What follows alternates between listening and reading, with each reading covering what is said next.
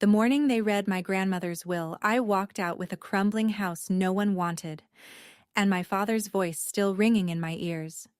She gave you what you could handle. 4 months later, a foreman called me at 10 at night and said 7 words that changed everything. "Ma'am, we found something inside the wall." When I pulled up to the house, police lights were already spinning in the driveway, and the steel box they pulled from behind a false wall had my initials engraved on the lid. What was inside didn't just prove my family wrong, it proved them criminal. But I'm getting ahead of myself. Before I go on, take a moment to like and subscribe. But only if this story genuinely speaks to you. And drop your location and local time in the comments. I'd love to know where you're listening from. My name is Elise Harrow. I'm 28. And this is the story of the worst thing my family ever did to me, and how my dead grandmother made sure they'd answer for it. Let me take you back to last September, to a Sunday dinner where I sat at the far end of the table, close to the kitchen, close enough to clear the plates. Every Sunday at 6, the Harrow family sits down for dinner. That is not an invitation. It is a summons. The house is colonial.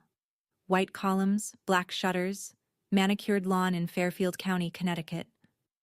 From the street, it looks like a family portrait. From the inside, it feels like a courtroom where the verdict was decided before anyone sat down. My father, Richard, takes the head of the table. My mother, Vivian, sits to his right. My sister, Celeste, to his left. I sit at the far end, near the kitchen, close enough to clear plates. Tonight, Vivian is glowing. Celeste got promoted, senior account director. She sets down her wine glass like she's placing a trophy. Richard nods slowly, the way a man does when he believes he built something. "That's the Boston office?" he asks.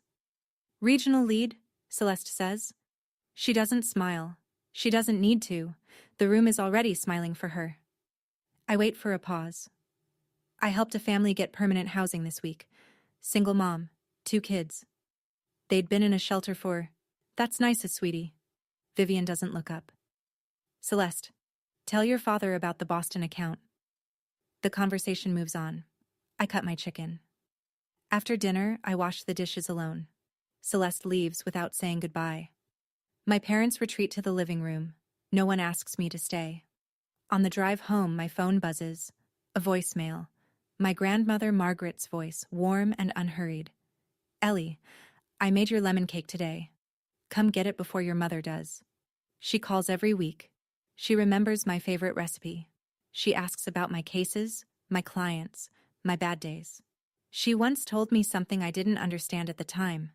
We were sitting on the porch of her old house in Ridgefield, the one she grew up in, the one nobody visits anymore. She looked at the walls like they were holding a conversation only she could hear, and she said, "There are things I've hidden in this house, Elise. When the time comes, you'll understand." I thought she meant memories. She said that 3 months before she died. And now I know, she didn't mean memories at all. The call comes at 2:07 a.m. on a Tuesday. A nurse at St. Vincent's, voice careful and rehearsed. "Ms. Harrow, I'm calling about your grandmother, Margaret Harrow. She passed in her sleep approximately 1 hour ago. I'm very sorry." I don't remember hanging up. I remember my shoes. I put them on the wrong feet and didn't notice until I was already on the highway. 40 minutes later, I pull into the hospital lot. 2 cars are already there, my father's black Audi, and a silver sedan I don't recognize. Inside, I expect to find my family at her bedside. Instead, I find them in the hallway. Richard, Vivian, and a man in a gray suit I have never seen before. They're standing in a tight circle near the vending machines. The man is holding a leather folder. My father is nodding. Celeste is leaning against the wall a few feet away, scrolling her phone. Her eyes are dry. No one notices me walk past them. I enter the room alone. Grandma Margaret lies still, hands folded. The monitor is off. The room is quiet in a way that doesn't feel empty. It feels held. Like she just finished a sentence and is waiting for someone to sit down. On her wrist, she's still wearing the silver bracelet. Thin, tarnished, simple. She wore it every single day for 40 years. I close my hand around it gently and hold on. When I step back into the hallway, Richard is buttoning his coat. "We need to discuss the estate," he says. "Soon." No hand on my shoulder. No. "Are you okay?" Vivian adjusts her scarf. "Your grandmother was old, Elise. It was time. Let's focus on what matters now." I look at the man in the gray suit. He avoids my eyes. I ask the nurse if I can keep the bracelet. She nods. Vivian glances at it. "It's just costume jewelry, Elise. Take it if you want." I put it in my coat pocket and press my hand flat against it the entire drive home. It's warm, like she just took it off.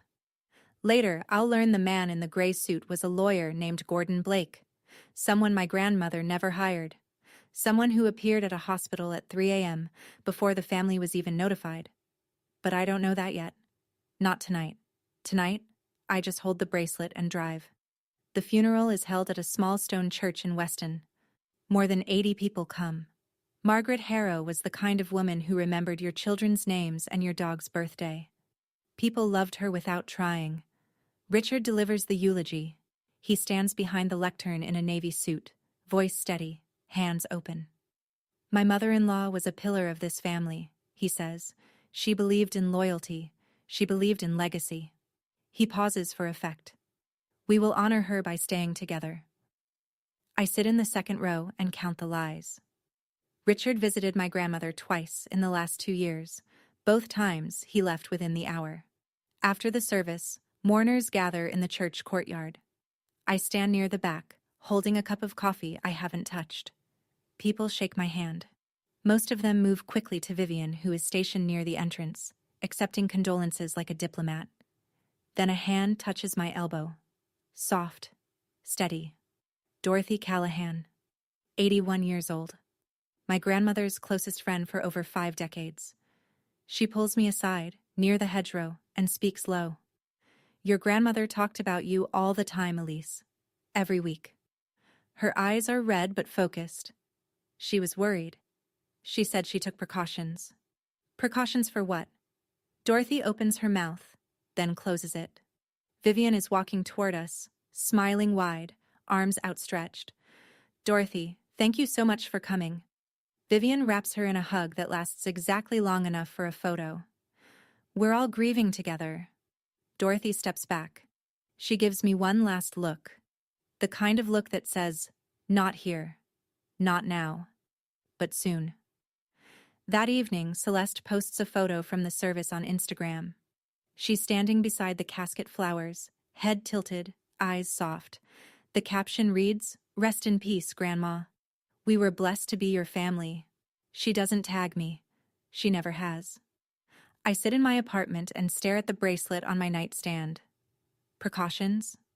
What kind of precautions does a woman take when she's afraid of her own family? 3 weeks after the funeral, we are summoned to the office of Gordon Blake, attorney at law. A name I'd never heard before Grandma's death.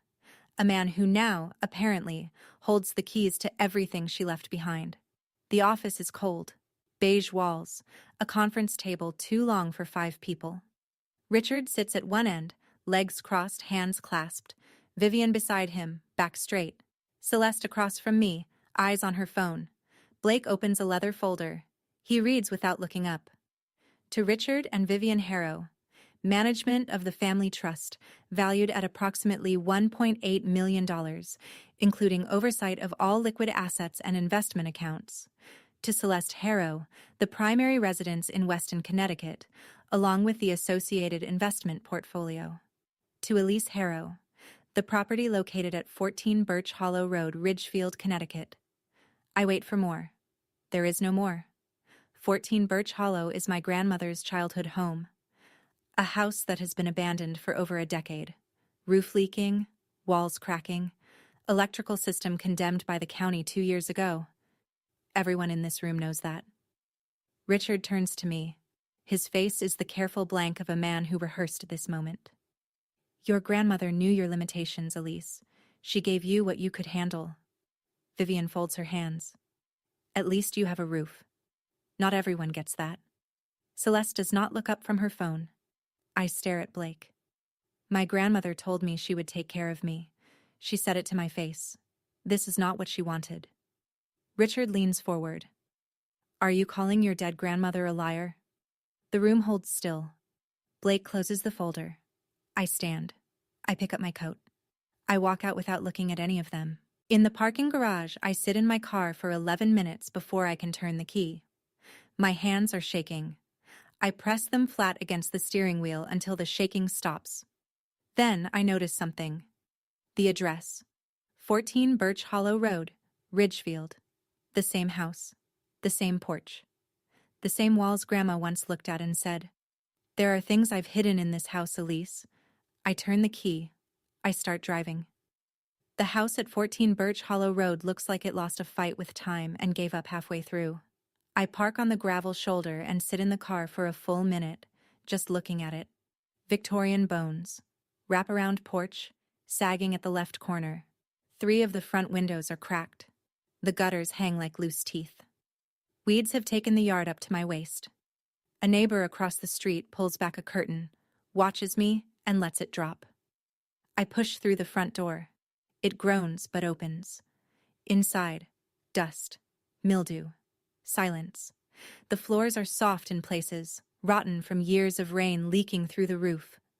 The staircase railing is missing half its spindles. A bird has nested somewhere in the ceiling. But then, the kitchen.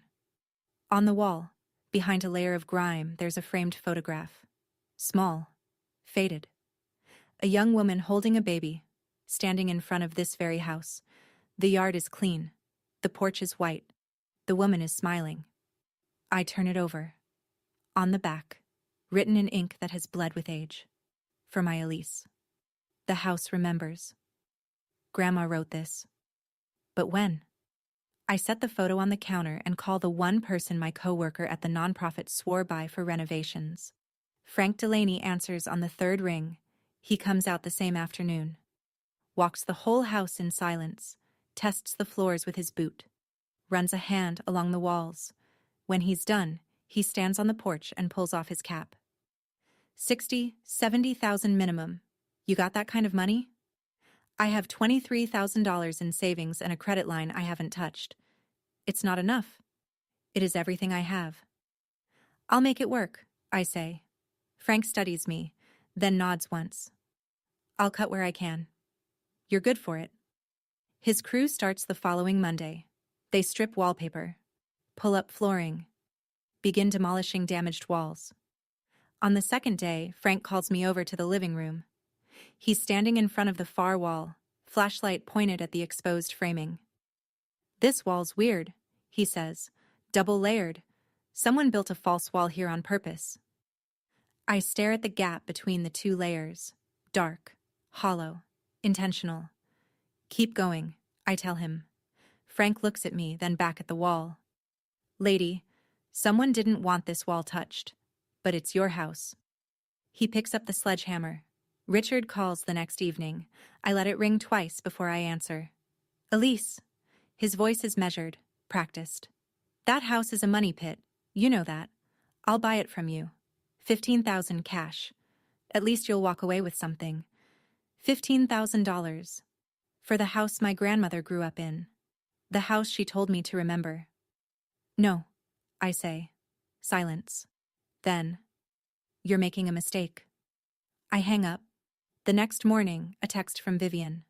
3 paragraphs. The first begins, "You're tearing this family apart, Elise." The second, "Your grandmother would be ashamed of how you're acting." The third, "All we did was follow her wishes. Hand over whatever you found and we can move past this as a family." She signs off with a crying face emoji. I read it once. I do not reply. 2 days later, Celeste calls. First time in months. "Just take the money and move on. Why are you making this weird?" "Celeste, you got the house in Weston. You got the investments. Grandma wouldn't have left me a ruin. You know that." A pause. "Because I earned it. I was there for Grandma." Celeste visited my grandmother 3 times in the last year. I know because Grandma kept a guest book by the door. Then something worse happens. My credit union calls. A man identifying himself as my father contacted them, asking about the status and details of my personal loan. We didn't disclose anything, the loan officer says, but we wanted to verify. Did you authorize this inquiry? I did not. They are not just waiting for me to fail. They are trying to make it happen. That night, I sit on the porch of 14 Birch Hollow. The wood creaks under me. Somewhere inside, Frank's crew has left their tools stacked neatly against the exposed framing. I call Frank. Speed it up, I say. Tear out every old wall. All of them. Frank pauses. You expecting to find something? My grandmother told me the house remembers. I want to know what it remembers. Frank lets out a long breath. All right. We start the living room false wall tomorrow. I hang up and stare at the dark yard. The wind pushes through the broken windows behind me, and the house groans like it's been holding its breath. Thursday, 9:47 p.m. I'm sitting cross-legged on my apartment floor, sorting receipts for the renovation, when my phone lights up. Frank Delaney. He never calls this late. Ma'am. His voice is different. Low, tight, like he's cupping the phone close. We found something behind the false wall in the living room. I can't explain it over the phone. What is it? I called the police, ma'am. They said don't touch anything. A beat. And, don't tell your parents about this. Don't tell your sister. Just come. I don't ask why. Something in his voice tells me not to waste time on questions. The drive from my apartment to Ridgefield takes 34 minutes. Tonight, in the rain, it takes 26. My wipers beat a rhythm I can't follow. My hands grip the wheel at 10 and 2 and don't let go. I think about what could be behind that wall. Money, drugs, something criminal, something buried. My mind cycles through every terrible possibility and lands nowhere. The house appears through the rain. 2 police cruisers are parked out front, lights spinning blue and red across the wet trees. Frank stands on the porch, cap in his hands, face pale under the porch light. Inside, he says. I follow him through the front door. 2 officers are in the living room. One is photographing the scene. The other stands back, arms folded, watching. The false wall is open. Framing exposed. Plaster dust on the floor. And there, sitting in the hollow between the 2 layers of wall, a steel box. Medium-sized, maybe 2 feet by 1 foot. Coated in decades of dust. On the lid, etched into the metal in deliberate, even strokes, are 2 letters. E, H, my initials. I kneel down. My fingers hover over the engraving. The dust is undisturbed except where Frank's flashlight beam has traced its edges. My grandmother put this here, behind a false wall, inside a house she gave only to me, engraved with my initials, locked with a combination I haven't tried yet. And she did it long before she died. How long has this been waiting? The officer with the camera steps back. It's your property, ma'am. You can open it. We just need to document what's inside. I kneel in front of the box. The combination lock has 4 digits. I stare at it and think about every number my grandmother ever made me memorize. Her phone number, her address, her recipe measurements. Then I try the simplest one. My birthday, March 19th. The lock clicks open. The lid is heavy. I lift it with both hands. Inside, the box is divided into 3 neat compartments, each lined with cloth. The kind of careful you only give to things that matter. The first compartment holds a thick envelope, sealed with wax. I break it open. Inside, a handwritten document, 4 pages, on ruled paper. At the top of the first page, in my grandmother's unmistakable script, Last Will and Testament of Margaret Ann Whitfield Harrow, dated 18 months before the will Gordon Blake read in his office. 2 witness signatures at the bottom, a notary stamp. This is the real will, the original. The second compartment holds a letter, 4 pages, also handwritten. The first line reads, My dearest Elise, if you are reading this, then they did exactly what I feared they would do. My vision blurs. I press the heel of my hand against my eye and keep reading. She writes about Richard, about the trust, about the pressure, about the fear. They have been taking from me for 2 years. I could not stop them alone. So I prepared. The third compartment holds a smaller envelope, stamped private in red ink. I reach for it. Ma'am. The officer steps forward. That one. We'd recommend a lawyer look at it first. Some of the contents may be evidentiary. I pull my hand back. I look at the two officers, then at Frank, who is standing in the doorway gripping the frame. What's in there? Frank asks. I hold up the first document. My hands are trembling, but my voice is not. Her real will. The one they tried to erase. The officer takes a photo. I read the terms. The real will leaves the trust, all of it, and the Weston house to me. Celeste receives this house in Ridgefield and $50,000. Richard and Vivian each receive $1. And at the bottom, in Grandma's hand. So they know I did not forget them. I simply did not forgive. The room is silent. Rain hits the window. Frank lets out a breath he's been holding since I walked in. I fold the letter carefully and press it against my chest. The paper smells faintly of lavender, the same scent that lived in every room she ever occupied. They will tell you I didn't love you enough to give you more, she wrote. The truth is, I loved you too much to let them take everything. I stay on that floor for a long time. The next morning, a detective from the Ridgefield Police Department calls. His name is Sergeant Ortiz. His voice is flat, professional, and careful. Ms. Harrow, we open the third envelope with a forensic tech present. I need you to come in. I'm at the station by 10. Ortiz walks me through what they found. Bank statements, dozens of them, printed, highlighted, annotated in my grandmother's handwriting. They trace transfers from her trust account to a personal account under Richard Harrow's name, spread over 23 months. The total, approximately $340,000. Each transfer has an authorization form attached. Each form bears my grandmother's signature. Except, Ortiz says, turning one of the pages toward me, your grandmother wrote notes in the margins. He points, in pencil, small and steady. I did not sign this. This is not my handwriting. She had requested duplicate statements from the bank, mailed to a private P.O. box. She had tracked every fraudulent transfer. She had built the file herself. There's also this. Ortiz slides another document across the table. A request to change the trustee and legal representative of her estate, filed 6 months before her death. The signature is Margaret's name, but the handwriting is wrong. Even I can see it. We've forwarded everything to the district attorney's office, Ortiz says. This goes beyond a civil dispute, ma'am.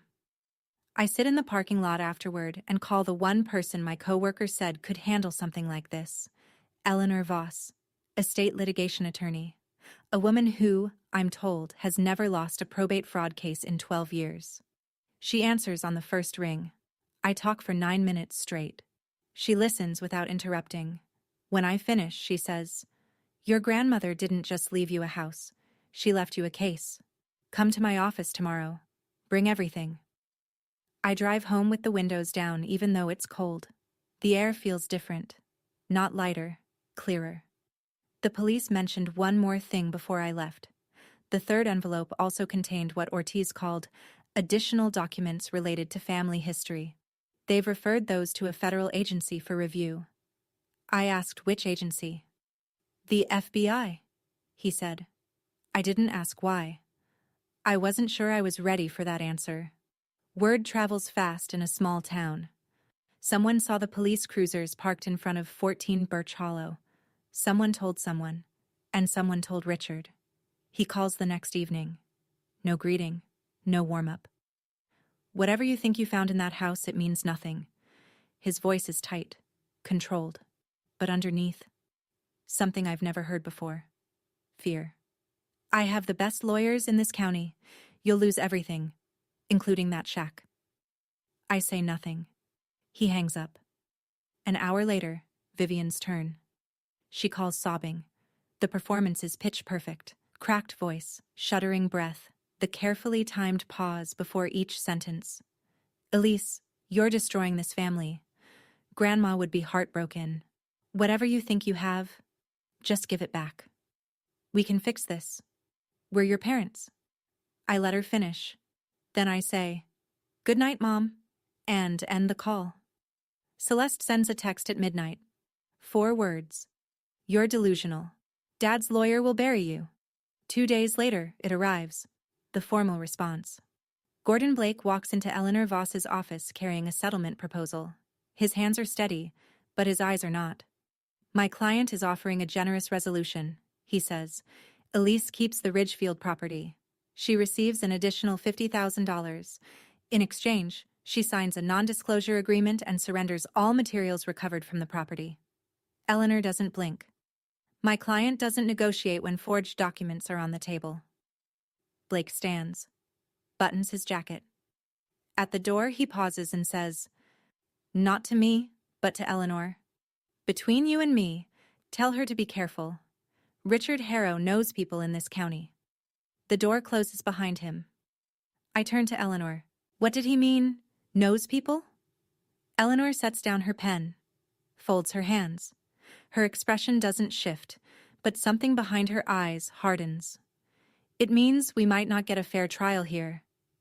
I think about my grandmother, alone in her house, writing notes in the margins of bank statements no one was supposed to see. She knew. She knew the system might not protect her. And still, she prepared. "Then we go somewhere that will be fair," I say. Eleanor nods. Once, like she was waiting for me to say it. Eleanor files the initial challenge with the probate court of Fairfield County. The motion is clean. Void the Blake will, recognize the handwritten original, investigate the trust transfers. 2 weeks later, the ruling comes back. Motion denied. Judge Harold Kern writes, "Insufficient evidence to overturn a properly filed and executed will." Eleanor calls me from her car. I can hear her breathing, slow, deliberate, the way someone breathes when they are choosing their words very carefully. The judge didn't review the forensic analysis. He didn't schedule a hearing. He issued a summary denial in 48 hours. She pauses. That doesn't happen. I ask the question I already know the answer to. Why?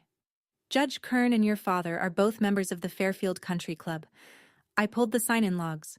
They've had dinner together 3 times in the past month. The floor tilts.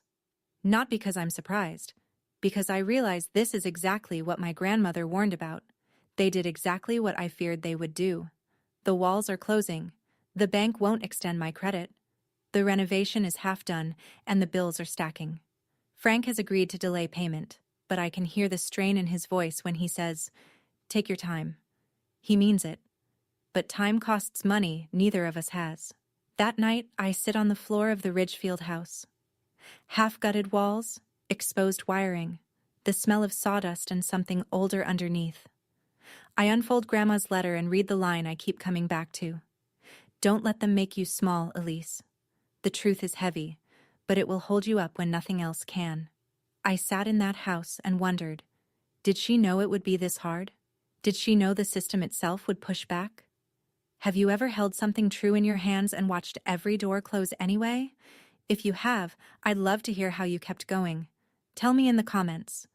Eleanor calls the next morning. "We're going federal. I'm making a call." "Federal?" I repeat. The word feels enormous. Bank fraud is a federal crime. Elder financial abuse across state-managed trusts, federal jurisdiction, and if the local bench is compromised, we have grounds to escalate. Her voice is steel. "This isn't revenge, Elise. This is procedure." I close my eyes. I think of Grandma's handwriting. Steady, certain, even at the end. "Make the call," I say. Eleanor contacts the FBI field office in New Haven. She presents the case in writing. Forged legal documents, fraudulent trust transfers totaling $340,000, a compromised local judge, and evidence collected by the victim herself before her death. 1 week later, I receive a phone call from a number I don't recognize. "Ms. Harrow, my name is Marcus Whitfield. I'm a retired special agent with the FBI. I've been asked to consult on your case due to its complexity." His voice is low, unhurried, precise, the kind of voice that makes you listen without knowing why. We meet at a cafe in Westport. He's already seated when I arrive. A man of 71, silver-haired, wearing a brown tweed jacket over a pressed shirt. Reading glasses on the table. Coffee untouched.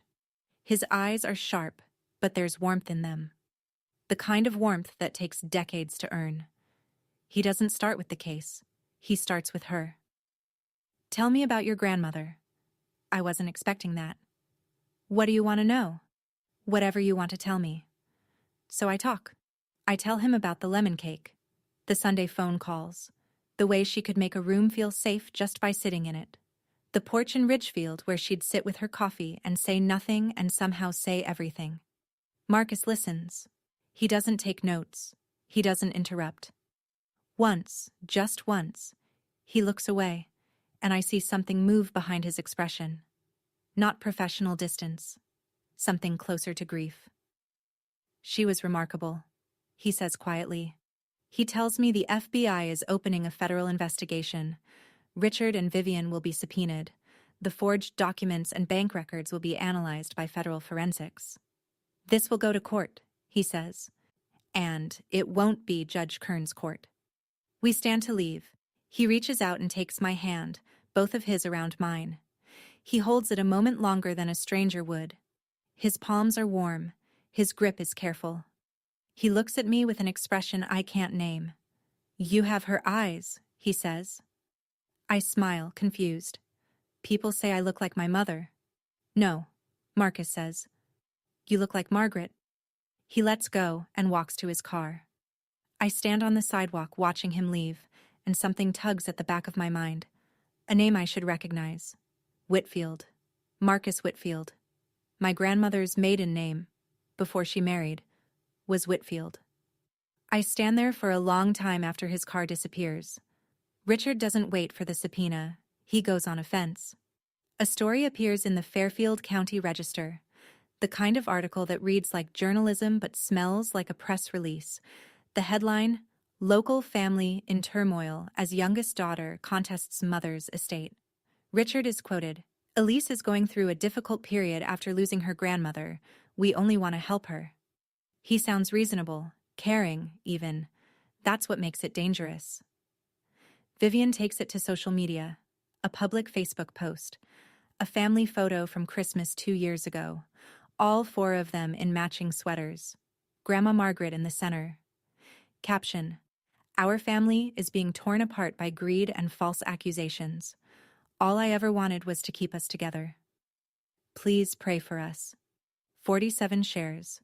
Over 100 sympathetic comments. I am not tagged. I am not mentioned. But everyone knows. At work, my supervisor pulls me aside. "Elise, I support you. But a few donors have asked questions.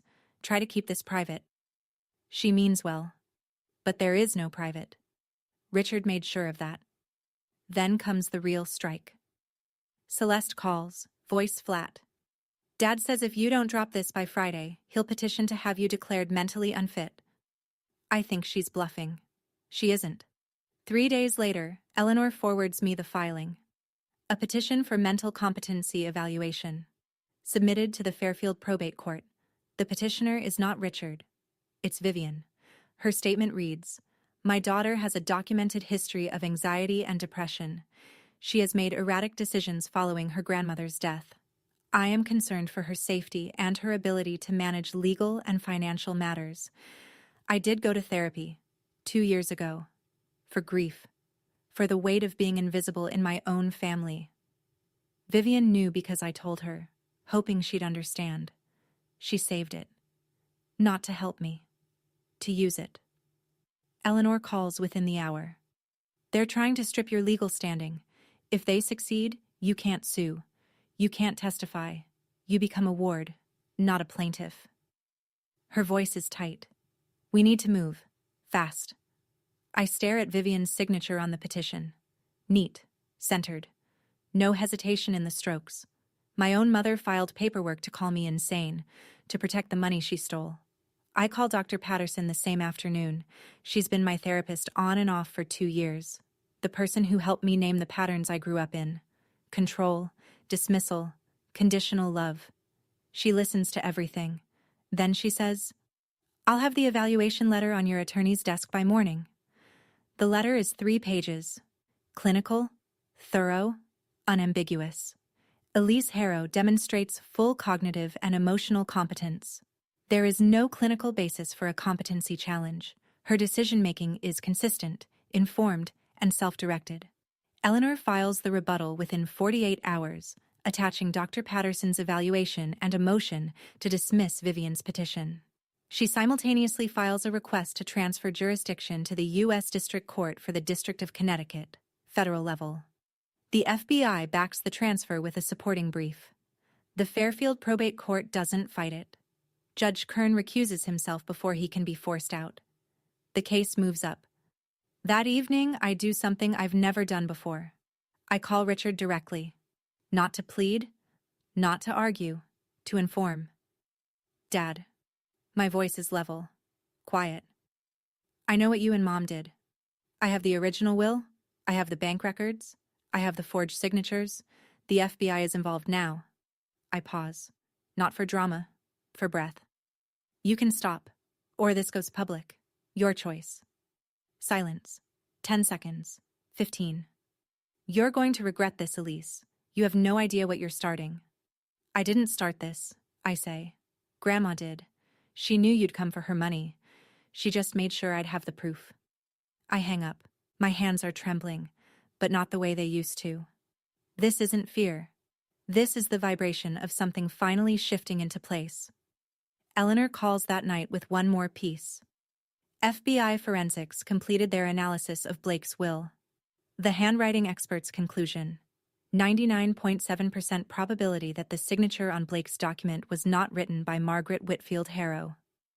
99.7. Not a shadow of a doubt, not a sliver of ambiguity. Grandma signed her real will, someone else signed the fake one. And I have both. Dorothy Callahan calls on a Sunday morning. She's seen the article in the Register. She's seen Vivian's Facebook post. And she's done being quiet. Come to my house, Elise. There are things I should have told you at the funeral. Her living room smells like bergamot and old paper. She sits across from me in a wingback chair, hands folded on a quilted blanket across her lap. On the side table, a framed photograph of her and Grandma, 2 young women, mid-20s, laughing on a dock somewhere. Your grandmother had a life before Richard, Dorothy says. Before your mother's father.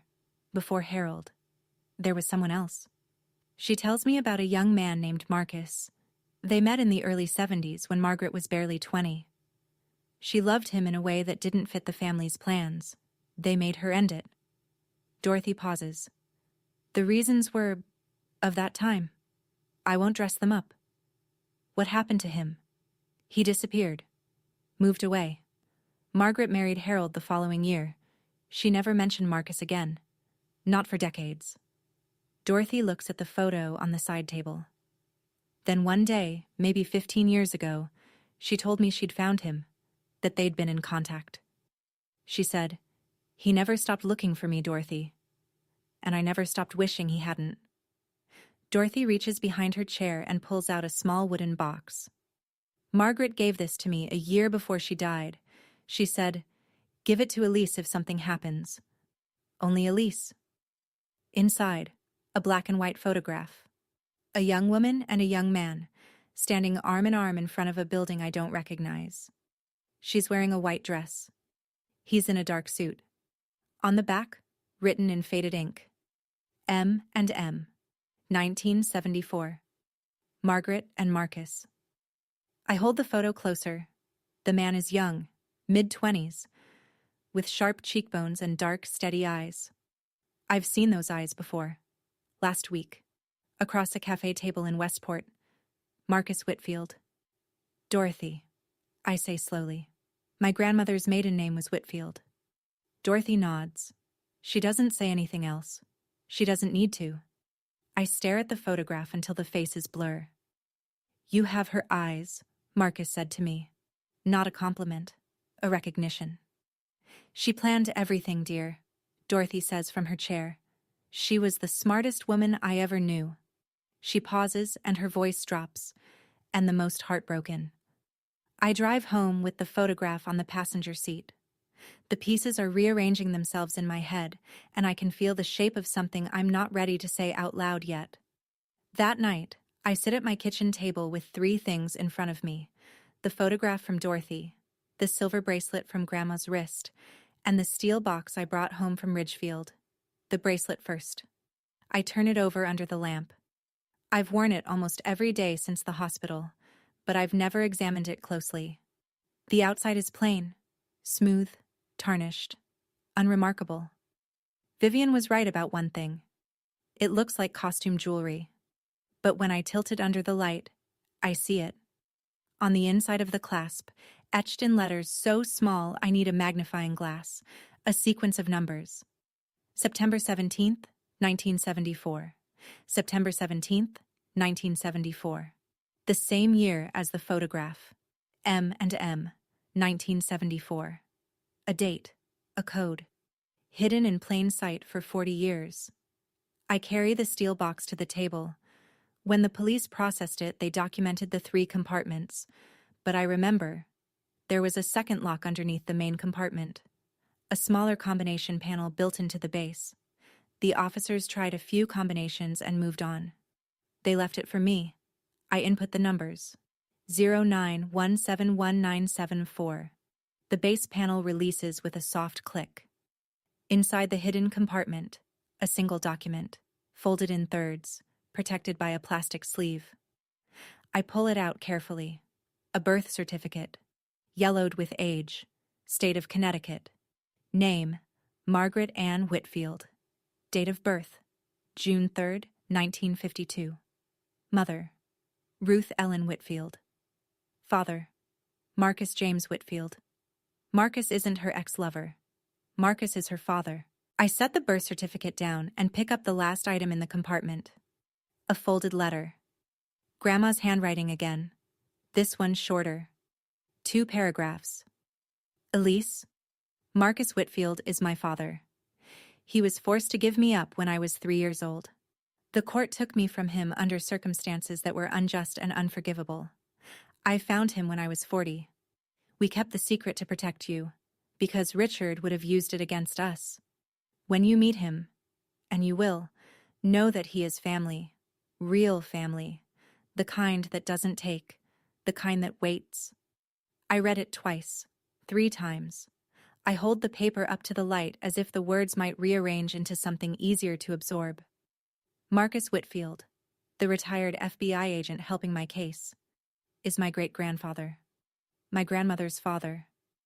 The man who lost his daughter to the system 70 years ago and spent his life building himself into someone who could never be dismissed again. And my grandmother hid the proof inside a bracelet I've been wearing every day without knowing. I pick up my phone. I dial Marcus. He answers on the first ring, like he's been waiting. I found the bottom compartment, I say. I know who you are. The line is quiet, not the silence of surprise, the silence of a man who has been carrying something for a very long time and has just been told he can set it down.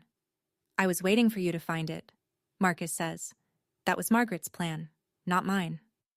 We meet at the Ridgefield house the next morning. He arrives early. I find him standing on the porch, looking out at the yard with both hands in the pockets of his tweed jacket. And for a moment, I see him the way Grandma must have. Patient, steady, still here, after all of it. We sit at the kitchen table. He tells me everything. In 1955, when Margaret was 3, her mother, Marcus's wife, Ruth, died of pneumonia. Marcus was 23. He worked part-time at a hardware store and had no savings. Ruth's family petitioned for custody. The court agreed. Margaret was taken. Marcus was told he could visit. Then the visit stopped. Then the address changed. Then she was gone. I spent 15 years looking for her, he says. I joined the bureau because I wanted access to systems most people couldn't reach. I told myself it was about justice, but it was about her. He found Margaret in 1992. She was 40. They met in a park in Hartford, sat on a bench for 3 hours, and said almost nothing. She held my hand, he says. That was enough. They kept the reunion secret. Richard married Vivian the year before I found Margaret. Margaret said he was already asking about her finances. She said, "If he finds out about you, he'll use it. He'll say I was mentally unstable. Reconnecting with a father I was taken from. He'll twist it." Marcus looks at me. His eyes are wet, but his voice does not waver. When Margaret called me 3 years ago and said, "He's going to steal everything when I die," I made her a promise. I told her, I couldn't save my daughter from that family, but I would save my granddaughter. I don't speak. I don't need to. I reach across the table and take his hand. He tells me one more thing. Margaret had sent him copies of the trust documents and bank records before she died. A backup, in case something happened to the box. But the originals needed to come from Elise. "A copy sent by a deceased person has evidentiary limits," he explains. "The originals, recovered by the rightful heir from her own property.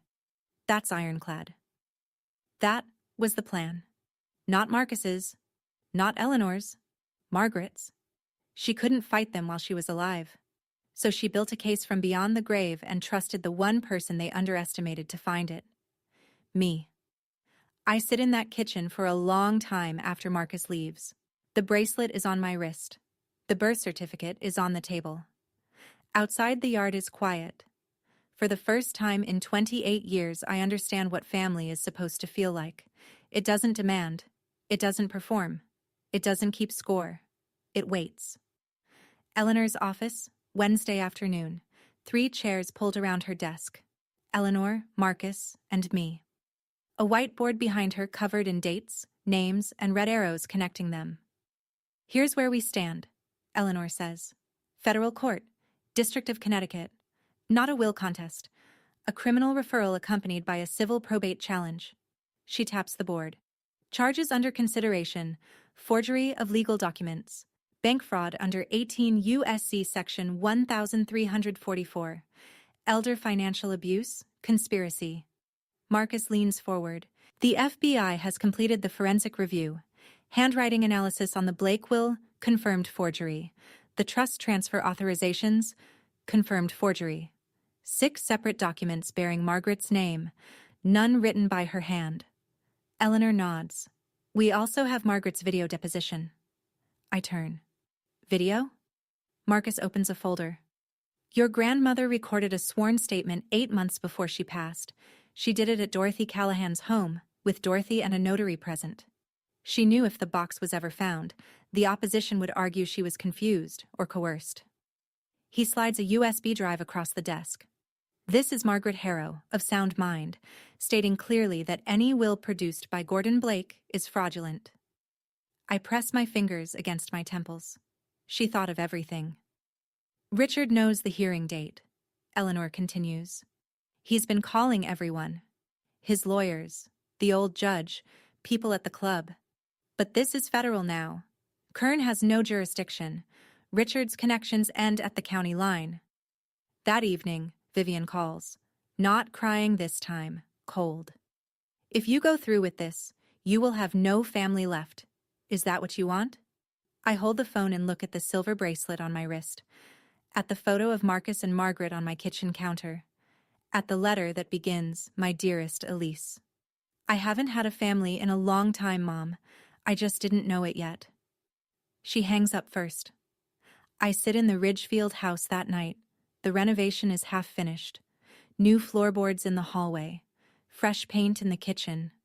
The living room wall is still open where the box was found. I asked Frank to leave it. A reminder. Tomorrow I walk into a federal courtroom. I will carry my grandmother's handwriting in my bag, her bracelet on my wrist, and her father beside me. Tomorrow, they'll see me. Not the version they created. The real one.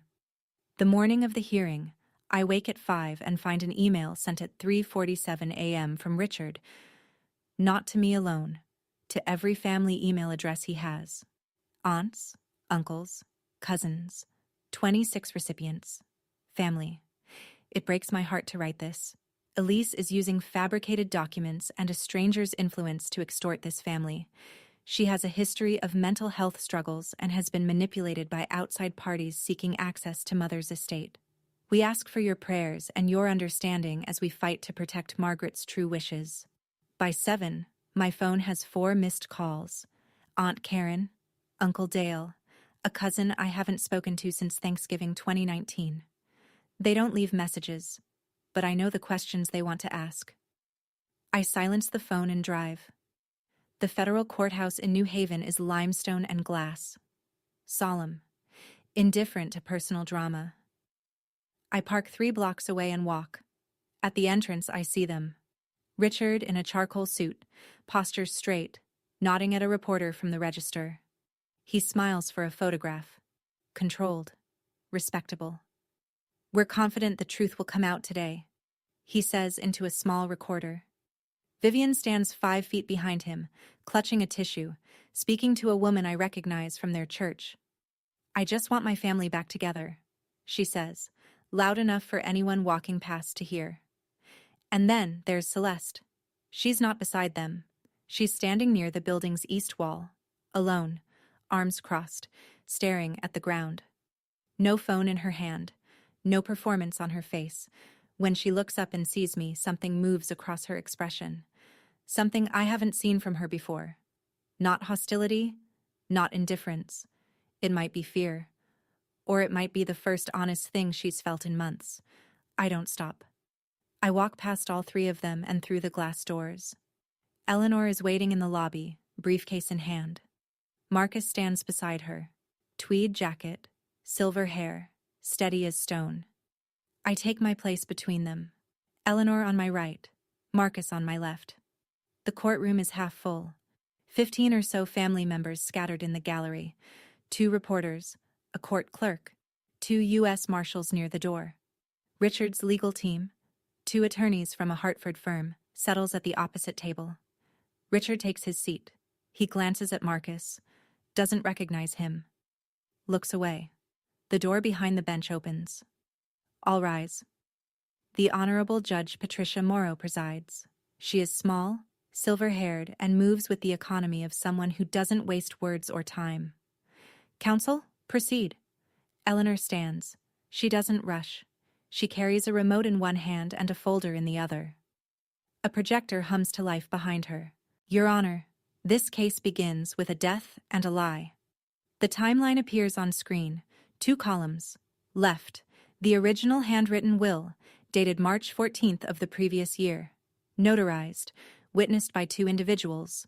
Right, the Gordon Blake will, dated 11 months later. Filed with Fairfield Probate Court 3 days after Margaret Harrow's death. The will read by Mr. Blake was not written by Margaret Harrow. Eleanor clicks forward. The forensic handwriting report fills the screen. FBI certified document analysis confirms 99.7% probability. The signature on the Blake will does not belong to the deceased. Murmurs from the gallery. Aunt Karen leans forward. Uncle Dale removes his glasses and puts them back on. Eleanor clicks again. Bank records. 23 months of transfers. Highlighted. Annotated. $340,000 moved from Margaret Harrow's trust into a personal account controlled by Richard Harrow, each transaction authorized by a forged signature. Richard's lead attorney rises. Objection. The provenance of these documents was established by law enforcement recovery and federal forensic analysis, Eleanor says without turning. I have the chain of custody report here. Judge Morrow looks at the defense table. Overruled. Continue. Eleanor opens the folder. She holds up a photocopy, then reads aloud. I am writing this with full mental capacity. My son-in-law Richard Harrow and my daughter Vivian have been systematically stealing from my trust for 2 years. I fear that if I confront them, I will be silenced. The courtroom goes still. A reporter's fingers freeze over a keyboard. 2 family members in the second row exchange a look I can only describe as horror. Richard sits rigid. His jaw is locked. Vivian's hand moves to her throat, a reflex, not a performance. At the back of the courtroom, Gordon Blake shifts in his seat. He stands. Your Honor, I need to... Sit down, Mr. Blake. Judge Morrow doesn't look up. You are a material witness. You will remain seated until called. Blake sits. His face has lost its color. Eleanor turns back to the screen. This is not a family disagreement, Your Honor. This is a crime scene disguised as a will. Eleanor lets the silence do its work. Then she says, "The people call Marcus James Whitfield." Marcus rises from the seat beside me. He buttons his jacket. One button, deliberate, and walks to the witness stand. His shoes are quiet on the courtroom floor. He doesn't hurry. Richard glances at him, frowns, looks at his attorneys. One shrugs. Marcus is sworn in. He sits straight, hands folded, and waits. Eleanor steps forward. "Mr. Whitfield, please state your relationship to the deceased, Margaret Ann Whitfield Harrow." Marcus looks directly at the gallery. His voice carries to every corner of the room. "Margaret Harrow was my daughter." The courtroom doesn't erupt. It collapses inward. A sharp collective inhale followed by absolute silence. Aunt Karen covers her mouth. Uncle Dale turns to the woman beside him. The reporter's pen stops mid-word. Richard's head snaps toward Vivian. "Your mother had a father?" Vivian doesn't answer. Her face is white. Her lips are moving, but nothing comes out. Eleanor continues, steady. "Mr. Whitfield, can you explain the circumstances?" Marcus speaks calmly. He describes 1955, Ruth's death, the custody hearing, a 23-year-old man judged unfit by a court that didn't look twice, a 3-year-old girl carried out of his apartment while he stood in the doorway. "I spent 15 years finding her," he says. "I joined the FBI because I needed access to systems that had already failed me once. Margaret and I reconnected in 1992. We kept it private to protect her. And to protect Elise." Eleanor inserts the USB drive. The courtroom screen shifts to a video. A living room I recognize. Dorothy's house. Grandma Margaret sits in a chair, hands in her lap, facing the camera. Dorothy stands behind her. A notary sits to the left. Margaret speaks. Her voice is thin but clear. "I, Margaret Ann Whitfield Harrow, declare that any will produced by Gordon Blake after September of last year is fraudulent. I am of sound mind. My son-in-law and my daughter have been stealing from me. This recording is my testimony." She pauses, looks directly into the lens. "And to my Elise, I'm sorry I couldn't say this while I was still here. But I'm saying it now." The video ends. The screen goes dark. Vivian makes a sound. Not a word. Not a cry. Something between the two. No one in the courtroom reaches for her. Richard pushes back from the table. "This is a setup. That man is a stranger. He has no standing." Judge Morrow's gavel lands once. "Sit down, Mr. Harrow, or I will hold you in contempt." Richard sits. His attorney places a hand on his arm. He shakes it off. Marcus looks at me from the witness stand. He doesn't smile. He doesn't need to. His eyes say the only thing that matters. "I'm here. I lost my daughter once to the system," Marcus says, his voice quiet but unbending. "I will not lose my granddaughter to the same family that stole my child's peace." The court reporter's fingers pause, then resume. The room holds its breath. Judge Morrow writes something. She doesn't look up. But I see her hand move. Steady. Purposeful. The kind of motion that precedes a ruling. Judge Morrow calls a 15-minute recess. The gallery stirs.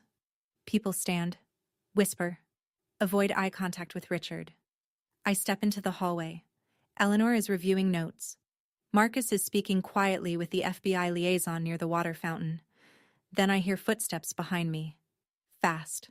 Purposeful. Elise. Celeste. She's standing 3 feet away. Her eyes are red. Her hands are clenched at her sides. She isn't holding a phone for the first time I can remember. "I want to testify," she says. Eleanor looks up. I look at Celeste. I search her face for the performance. The angle. The self-preservation. I don't find it. What I find is someone who has just watched the ground crack open beneath the only story she's ever told herself. I nod. Celeste Harrow takes the stand 10 minutes later. Richard's attorneys object immediately. The witness is a beneficiary of the contested will. The witness is testifying voluntarily against her own interest. Judge Morrow says. I'll allow it. Proceed. Celeste grips the edge of the witness box. She doesn't look at our parents. She looks at the judge. I knew the will was changed. Her voice shakes, but she doesn't stop. I didn't know exactly how, but I knew Grandma wouldn't have left Elise a broken house. She loved Elise more than any of us. A sound from the gallery. Aunt Karen pressing her hand tighter over her mouth. Dad told me to keep quiet. Mom said it was for the family. I believed them because it was easier than believing I was part of something wrong. She swallows. Dad told me, while Grandma was still alive, when she dies, everything comes to us. Not Elise. She's not built for it. I didn't argue. I didn't ask questions. I took what was offered because that's what I was raised to do. She finally turns. Not to Richard. Not to Vivian. To me. I'm not asking you to forgive me, Elise. I'm telling the truth because Grandma deserved it. And because you're braver than I'll ever be. The courtroom is silent. Richard's face is a mask, rigid, bloodless. Vivian's chin is trembling. She reaches for Celeste with her eyes, but Celeste has already looked away. Richard's lead attorney leans to his colleague. Neither speaks. Judge Morrow makes a note. She looks at the defense table. Does the respondent wish to call any witnesses? Richard's attorney stands, pauses, sits back down. No, Your Honor. The gavel comes down. We'll proceed to ruling. I was the favorite. That's what Celeste said from the stand. I was the favorite. But being the favorite in that family meant being the most useful accomplice. Those words hang in the air like dust after a wall comes down. Judge Morrow takes 11 minutes. She returns to the bench, adjusts her glasses, and reads from a prepared statement without inflection, without pause, without mercy. This court finds the following. 1. The document filed by Gordon Blake and presented as the last will and testament of Margaret Ann Whitfield Harrow is fraudulent. It is hereby declared void. Richard's attorney closes his eyes. 2. The handwritten will recovered from the Ridgefield property, dated March 14th, notarized and witnessed, is recognized as the sole valid testamentary document of the deceased. I feel Eleanor's hand press against my forearm. Steady. 3. Richard Allen Harrow is remanded to federal custody on charges of forgery, bank fraud under 18 U.S.C. Section 1344, and elder financial abuse. Bail will be determined at arraignment. 2 U.S. Marshals step forward. Richard stands. His mouth opens. Nothing comes out. 4. Vivian Marie Harrow is remanded on charges of conspiracy to commit fraud and filing a fraudulent mental competency petition. Bail hearing to follow. Vivian's hands fly to her chest. She turns toward me. Elise, how could you do this to your own parents? I do not turn around. I keep my eyes on the judge. 5. Gordon Blake, Esquire, is charged with aiding and abetting the forgery of legal documents. His license to practice law is suspended effective immediately, pending formal disbarment proceedings. Blake sits motionless. The color has drained from his face entirely. 6. All assets held in the Margaret Harrow Family Trust are to be restored and distributed in accordance with the valid will. 7. Judge Harold Kern of Fairfield Probate Court is referred to the Judicial Review Council for investigation of misconduct. The gavel falls. Once. Final. The marshals approach the defense table. Handcuffs click around Richard's wrists. The sound is small, metallic, exact. He looks at me for the first time since the hearing began. There's no anger in his face anymore. Just the hollow recognition of a man who has run out of moves. Vivian is still talking. To the marshal, to the heir, to anyone who will listen. No one does. Marcus places his hand on my shoulder. I reach up and cover it with mine. Neither of us speaks. Walking out of the courtroom, I think about something. My grandmother sat alone in her house, surrounded by people who were stealing from her, and instead of giving up, she built an airtight case, sealed it in a wall, and trusted me to find it. She couldn't fight them while she was alive, so she made sure I could fight them after she was gone. I thought about that as I stood on the courthouse steps, How she knew the system would push back. How she planned for every wall they'd put up. How she turned a crumbling house into the one thing they couldn't bury. If you're listening to this and someone is making you doubt what you know to be true, that isn't confusion. That's control. And you don't owe silence to people who profit from it. What would you have done? Tell me in the comments. Marcus stands beside me. The sun is low. The air is cold. He puts both hands in his pockets and looks at the sky. She would have hated the courtroom, he says, but she would have loved the ending. I don't feel triumph. I feel the weight of a truth that should never have been buried.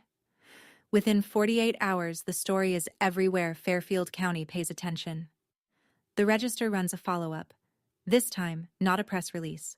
This time, the headline reads, Harrow family patriarch arrested for trust fraud. Forged will, voided by federal court. Richard's quote from the courthouse steps, "We're confident the truth will come out today," is reprinted in the third paragraph. It reads differently now. Vivian's Facebook page goes silent. The comments under her last post, the matching sweater Christmas photo, the one about prayer and togetherness, have turned. You lied to all of us. You should be ashamed. The account disappears by Thursday. People who turned away from me at the funeral now call with warmth they didn't have before. I let the calls go to voicemail. I'm not bitter. I just don't have the energy to manage their guilt. Dorothy calls first, and Dorothy I answer. She's crying, which she almost never does. Margaret would be so proud, sweetheart. So proud.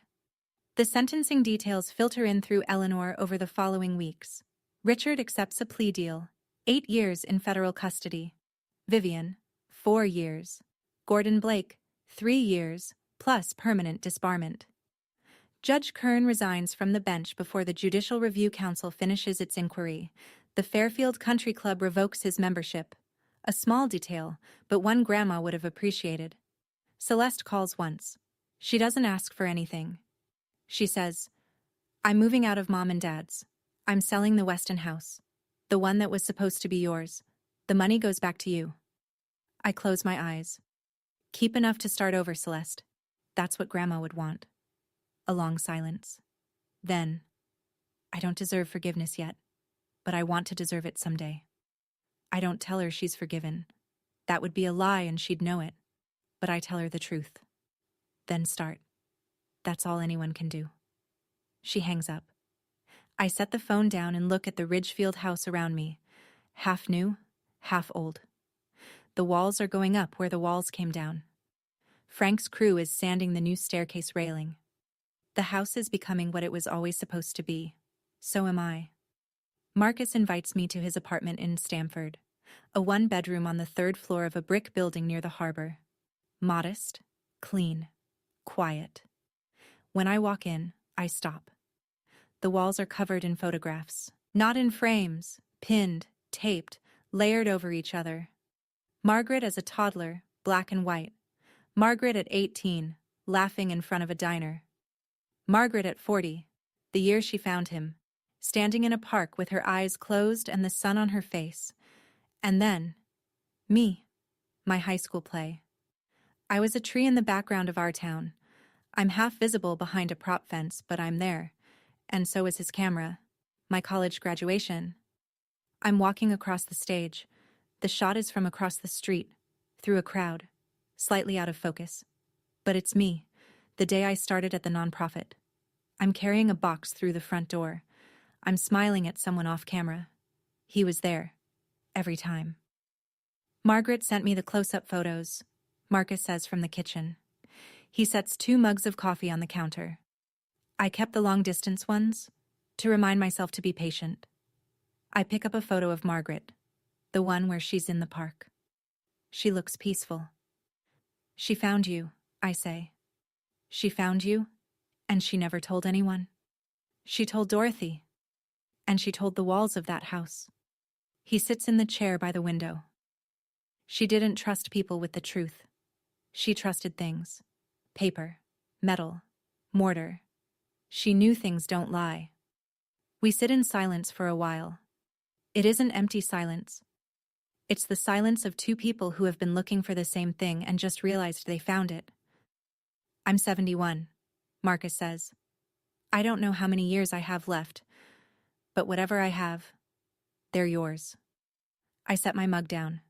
The Ridgefield house. When it's done, come live there. He looks at me. His eyes fill, but his voice stays even. Margaret always said that house would be full again someday. I reach into my bag and pull out a small box, the wooden one Dorothy gave me. I set it on the table between us. She also left you something. He opens it. Inside, beneath the photograph of M&M 1974, is a second item I hadn't noticed before. A folded slip of paper. He opens it, reads it. His hand trembles. He doesn't tell me what it says. I don't ask. But when he looks up, something in his face has changed. Something has settled. Like a door closing gently after years of being left open. I have 28 letters I never mailed, he says. One for every birthday I missed. They're yours now. He gets up, opens the closet and pulls out a shoebox. 28 envelopes, each one dated, each one sealed. I take the box. I press it against my chest. Outside, the harbor catches the late light. Inside, the photographs hold the walls together. Vivian's letter arrives on a Tuesday, 3 weeks after the sentencing. Handwritten. 3 pages. The envelope smells like the perfume she's worn for 30 years. Gardenias. I open it at the kitchen table in Ridgefield. Morning light coming through the new windows. Elise. I know you won't believe me, but I did what I did because I was scared. Your father controlled everything. The money, the decisions, the lawyers. I had no choice. I went along because the alternative was worse. You don't know what it's like to live under someone like Richard for 30 years. She writes about her childhood, her own mother's silence, the way compliance became survival and then habit, and then identity. She writes that she loved Grandma Margaret but was afraid of what Margaret saw. She looked at me like she knew exactly who I was, and I couldn't stand it. The 3rd page is an apology. I'm sorry I used your therapy against you. I'm sorry I signed that petition.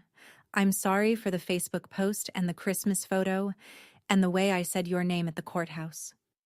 I'm sorry for everything I told myself was love but wasn't. I read it twice. I set it down. There are parts I believe. Vivian was afraid of Richard. That's probably true. But Vivian also designed the emotional architecture of every manipulation in this story. She chose who to call. She chose what to post. She chose to weaponize my trust. Fear explains it. It doesn't excuse it. I write back. 1 page. Mom, I read your letter. I believe you were scared. But fear doesn't justify what you did to Grandma and what you did to me. I'm not angry anymore.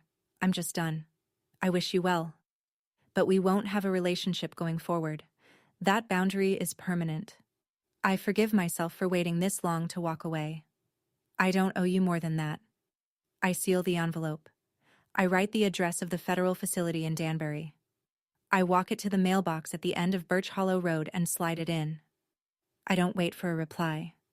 On the walk back, Frank is on the porch. He's installing the last section of the new railing, cedar, hand-sanded, stained to match the original. He sees me and nods. Looking good, boss. I smile. It's small, and it's real. The first one that hasn't cost me anything in a long time. The trees along Birch Hollow are starting to turn. Orange at the edges. Gold underneath. The kind of beauty that only comes after something has decided to let go. 6 months after the trial, the house at 14 Birch Hollow Road is finished. New hardwood floors. White oak, the same species that was here in 1948. Fresh plaster walls. Windows that open and close without fighting. A kitchen with a gas stove and a ceramic backsplash and a hook by the door where Grandma's old guest book hangs, blank pages waiting. Frank's crew works the final day in near silence, the way people do when they know they've built something that matters. Frank himself lays the last baseboard in the living room, the room where the false wall used to be.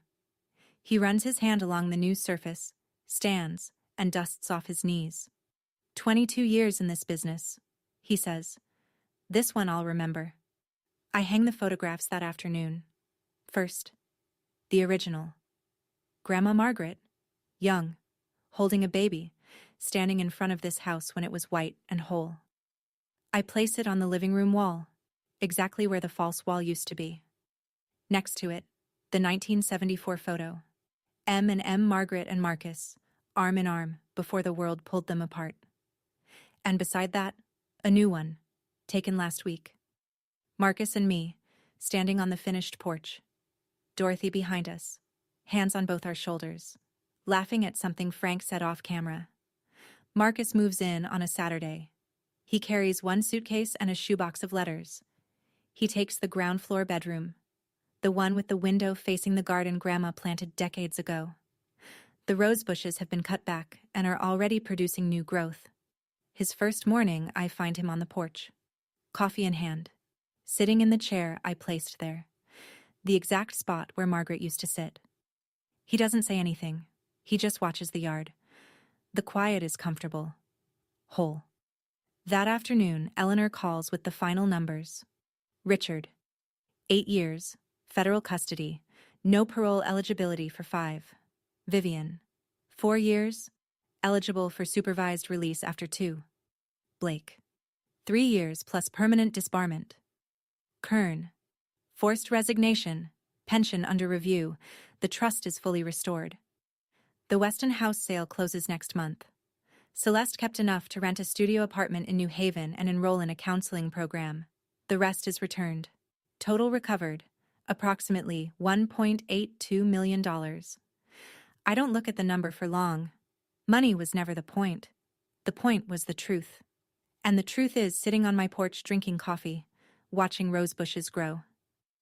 "Told you the house was worth saving," Frank says on his way out, toolbox in hand. "Just needed someone who cared enough." I stand in the doorway and watch him drive away. Behind me, the house is warm and quiet and full of light. 1 year later, I stand on a freshly poured sidewalk in front of a converted farmhouse on the lot adjacent to 14 Birch Hollow Road. Above the entrance, a wooden sign reads, "Margaret Whitfield Community Center." The building used to be a storage barn. Frank's crew gutted it, insulated it, turned it into something alive. 3 counseling rooms, a small legal aid office, a meeting hall with folding chairs, and a donated coffee machine that works half the time. The purpose is simple: free legal support for people facing financial abuse within their own families. Support groups for adults rebuilding after estrangement. Mentoring for young women navigating systems that weren't built for them. I didn't build this to prove anything. I built it because I know what it feels like to have the truth in your hands and no one willing to listen. The opening ceremony is small, about 60 people. Neighbors, former coworkers, a few clients from my old nonprofit.